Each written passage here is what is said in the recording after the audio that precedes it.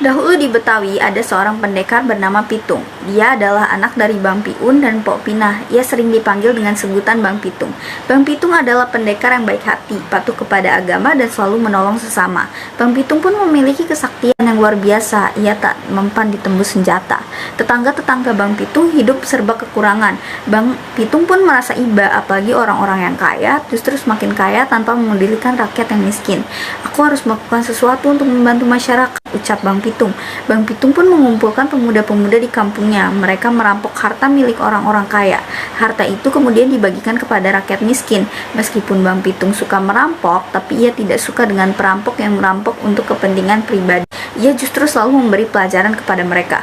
Aksi Bang Pitung pun akhirnya terdengar oleh kompeni Belanda yang menguasai daerah itu.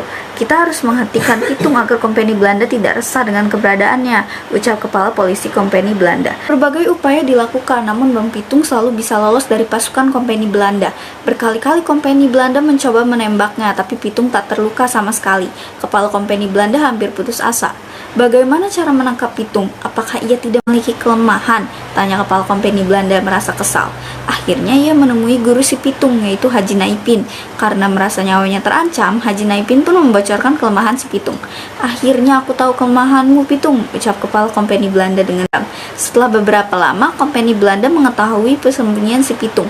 Tanpa membuang waktu, mereka langsung menyergap si Pitung. Kompeni Belanda yang sudah mengetahui kelemahan Pitung pun dengan mudah melumpuhkan Pitung, yaitu dengan cara mengambil jimatnya saat dia mandi di sungai. Akhirnya Pitung meninggal karena luka tembak peluru emas. Sesudah si Pitung meninggal, makamnya dijaga oleh tentara karena percaya bahwa si Pitung akan bangkit dari kubur.